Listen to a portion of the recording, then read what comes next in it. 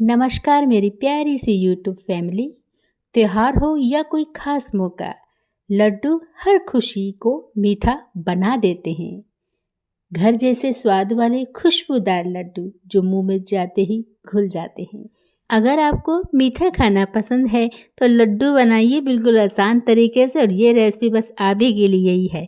तो चलिए बेसन के लड्डू बनाते हैं जो बस दिल को जीत लेंगे और मुंह में जाते ही घुल जाएंगे। बनाएंगे तो हम इसे बेसन से ही। अगर आप इसे बसंत पंचमी के उपलक्ष्य में बना रही हैं तो बेसन से बनाइए, और बाकी आप कलर वगैरह अगर इस्तेमाल करना चाहते हैं तो कर सकते हैं, बट मैंने इस रेसिपी में बिल्कुल भी कलर का इस्तेमाल नहीं किया है। बना रहे हैं हम इसे बेसन से। बेसन मैंने 1 कटोरी ले ली है भरकर, और बेसन अगर ले रहे हैं आप तो छान के लीजिएगा ताकि छना हुआ बेसन हमें मिले। अब यहाँ पर हमने गैस पर कढ़ाई चढ़ा दी है और गैस की फ्लेम को लो रखा है। पूरे लड्डू की रेसिपी में गैस की फ्लेम को हमें लो रखना है। अब 1 कटोरी जो बेसन था, बिना घी डाले हम पहले इसे भून लेंगे। कम से कम 3 मिनट के लिए ज़रूर भूनिएगा, जिससे क्या है बेसन थोड़ा भुन जाएगा। और दूसरा, इस रेसिपी में खासियत ये है कि आपको घी की मात्रा भी कम लगेगी। और यहाँ पर देखिए मैंने इसे 3 मिनट तक भुना था, जिससे ये जो इसमें नमी रहती है बेसन की वो दूर हो जाती है और घी भी कम लगता है।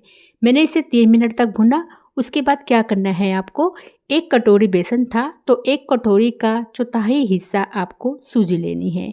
अगर आप 1.5 कटोरी बेसन ले रहे हैं तो उसका चौथाई हिस्सा आपको सूजी लेना है, यानी कि आधे से आधा आपको सूजी लेना है।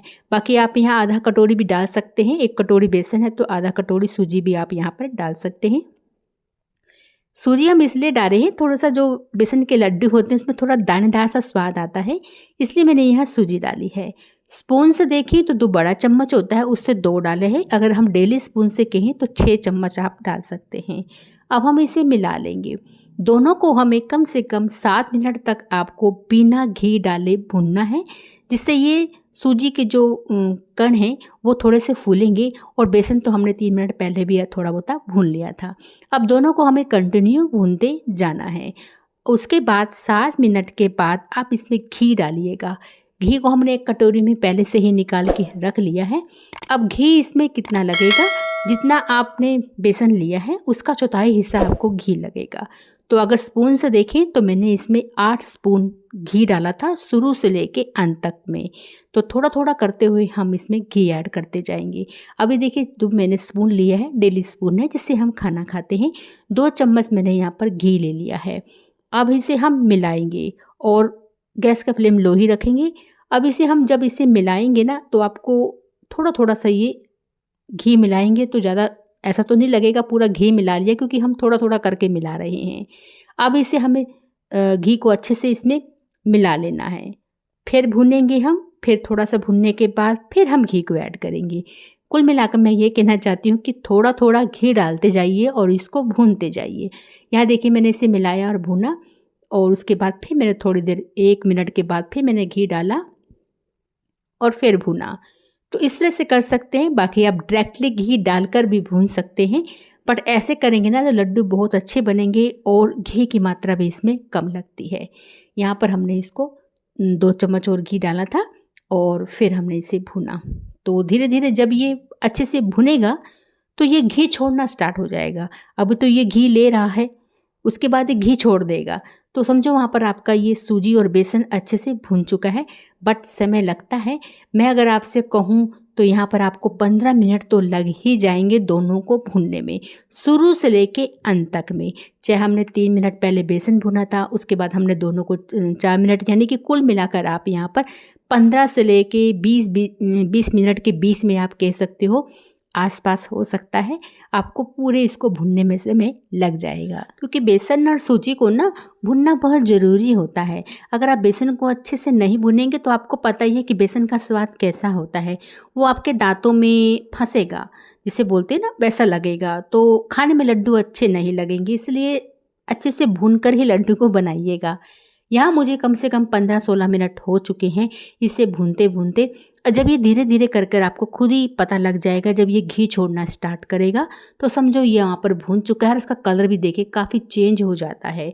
और यहाँ पर ये भून चुका है, इसने घी छोड़ना स्टार्ट कर दिया है। और कढ़ाई मेरी इतनी गर्म है कि मैंने गैस की फ्लेम को यहाँ बंद कर दिया है, क्योंकि कढ़ाई अभी काफ़ी गर्म है। और देखिए घी इसने छोड़ना स्टार्ट कर दिया है। थोड़ा से मैंने इसे चलाया, उसके बाद एक थाली में आपको इसे निकाल देना है। कढ़ाई में मत छोड़िएगा, थाली में निकाल लीजिएगा, क्योंकि यहाँ पर अब हमें इसे ठंडा करना होगा। यह मैंने चम्मच ले लिया था, चम्मच से थोड़े से जो गुठलियाँ वगैरह होंगी वो ऐसे में हटा दी थी मैं। और ये देखिए अच्छे से घी रिलाइज हो रहा है इसमें। अब मैंने इसको निकाल लिया है एक थाली में। अब निकालने के बाद आप इसे छोड़ दीजिएगा जब तक कि ठंडा नहीं हो जाता, क्योंकि अभी ना ये काफ़ी गर्म है। अगर आप गरम गरम में ना जैसे चीनी का कह सकते हो, पिसी हुई चीनी, या फिर आप कह सकते हो बूरा, कुछ भी आप इसमें मिलाते हो ना तो ये कड़क हो जाएगा। और गरम गरम में मिलाते भी नहीं हैं। जब ये ठंडा हो जाएगा उसके बाद आप मीठा अपने हिसाब से इसमें जैसा भी मिलाना चाहते हैं मिला सकते हैं। मैंने चम्मच से थोड़ा सा इसको ऐसे कर लिया ताकि जल्दी से ठंडा हो जाए। और यहाँ पर ना आप इसमें इलायची पाउडर भी मिला सकते हैं लड्डू में। और अगर आप ड्राई फ्रूट वगैरह डालना चाहते हैं तो वो भी आप डाल सकते हैं। लेकिन बेसन के लड्डू जो होते हैं नॉर्मल बेसन से ही बने होते हैं, तो इसलिए मैंने यहाँ ड्राई फ्रूट का इस्तेमाल नहीं किया है। बाकी अगर आप डालना चाहते हैं तो यहाँ पर आप डाल सकते हैं। अब मैंने इसे छोड़ दिया था। जब ये ठंडा हुआ उसके बाद ही मैंने इसमें चीनी चुनी मिलाई थी, और ये ठंडा हो चुका था यहाँ पर। और मैंने यहाँ जो चीनी का बूरा होता है वो मैंने ले लिया है।